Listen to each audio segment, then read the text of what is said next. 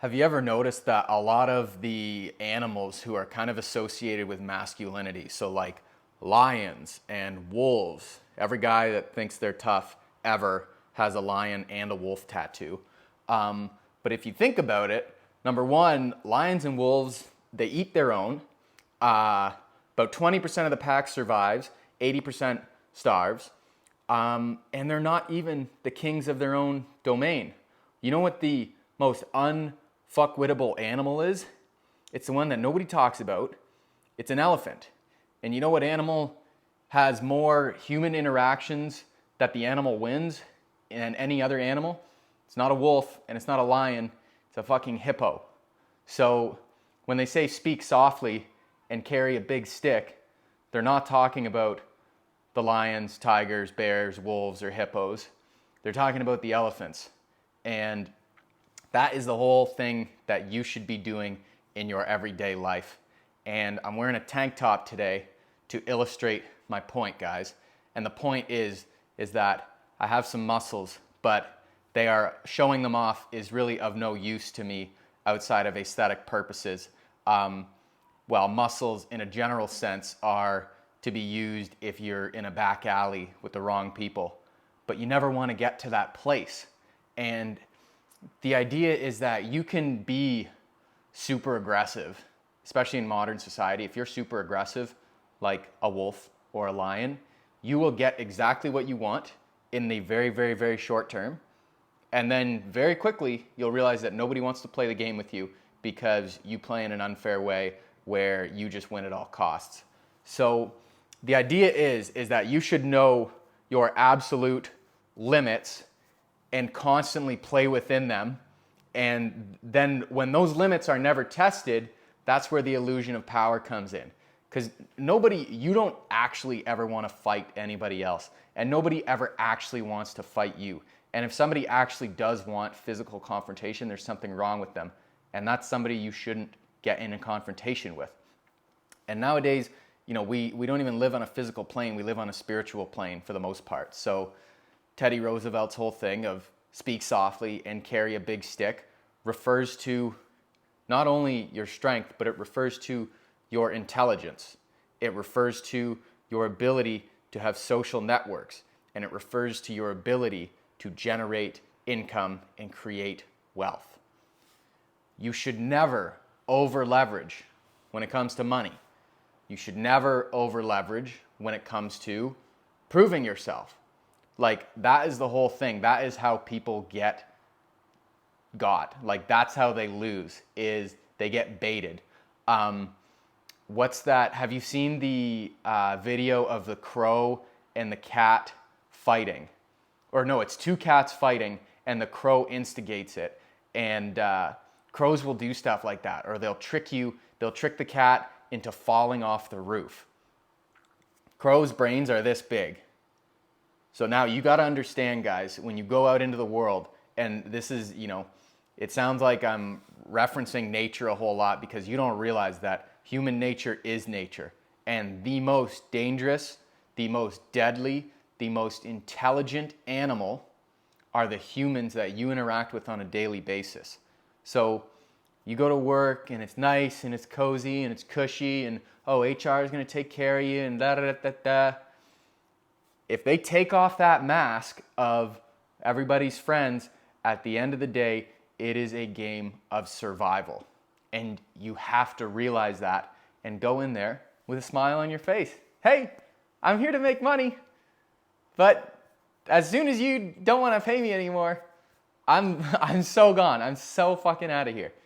And that is called leverage. And that is how you speak softly and carry a big stick, is understanding where your leverage comes in and that you have power and you have leverage. Because if you didn't have leverage, nobody would want you to do anything. So whenever anybody wants you to do anything, just know that it's benefiting them in some way. And whatever you're doing for them should benefit you as well. Reciprocity, my friend. Revolutions.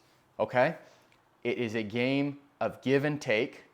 However, do not let society just take from you and take and take and take and take and take. Find a place, of spiritual development, of financial development, of personal, physical development. Find a space where it's reciprocal, where you can put out energy into the world and that energy will come back to you in a restorative, regenerative way. I'm telling you this with the hopes to light a fire under your butt and for you to realize, guys, I think one thing that I want the new generation to realize is that the power is in our hands. Old people can no longer tell us what to do because they are losing brain processing capacity, okay?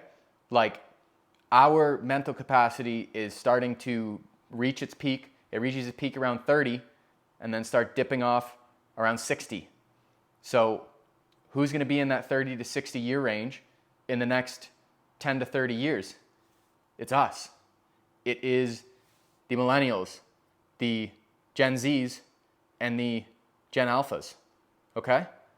So don't give up your power. Speak softly, but don't act like a bitch is what I'm trying to say. Like, I make videos online and I filmed, as you know, I make videos online, but I make videos for like my business and stuff too. And I was running my camera, doing some stuff, and there was a social interaction. And I'm overly nice to everybody that I meet because being rude is literally pointless.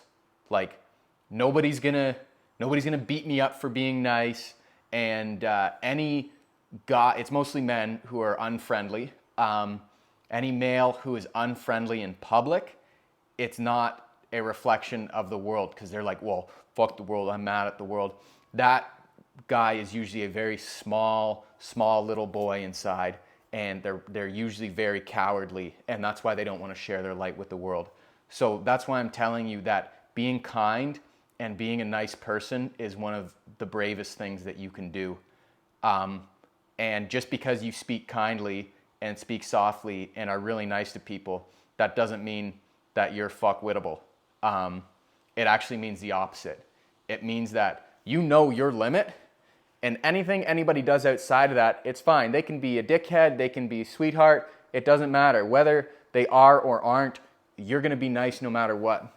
And that goes back to like the golden rule of treat people how you'd like to be treated. Because it eventually works when you take that long-term approach of an elephant and not the short-term approach of a wolf. You know? That's all there is to it. Is that, like, all I'm saying, guys, is people will look at you as like the nicest person. And when I see somebody that's overly nice, I'm like, that is somebody I don't want to piss off. Because however much energy they put into being nice, these just universes of power going into how generous and kind and loving they are.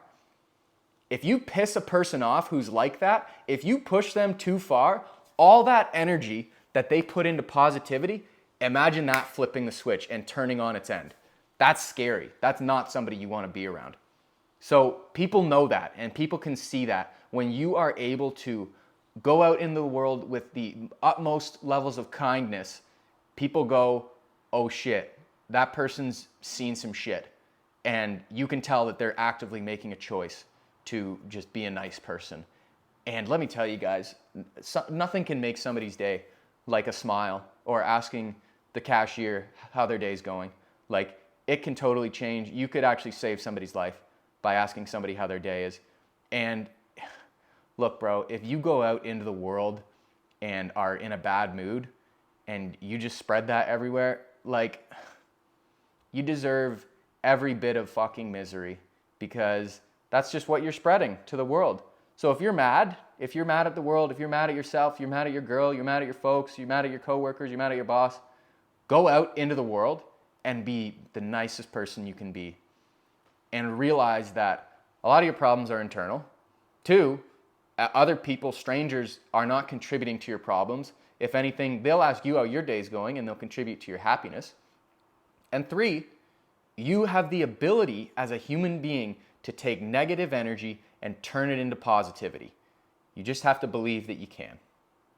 And that's it. Life is beautiful. You know what I'm saying?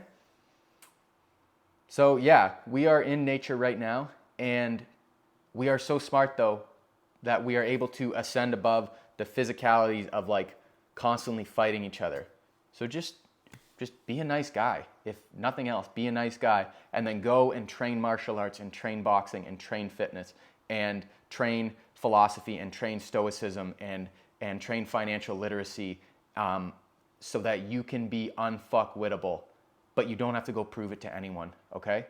Because real unfuckwittableness is internal, and you don't need to prove it to anybody, because when you know it yourself, people can see it, they can smell it on you. They're like, that guy, he knows himself, and I don't want to fuck with him. And then you can go out and meet other people that you wouldn't want to fuck with, and you're like, hey, we should be on the same team. And then you have this great group of friends that become unfuckwittable. That's all you got to do. Create an army of your own soldiers, and just get better every day. Life is beautiful, guys. Hope you have a great day. We had a sick workout today. It's gonna flex a little bit, but no. Speak softly, carry a big stick. Let's go. Like and subscribe for more. Thanks for watching, guys. Phil out. Peace.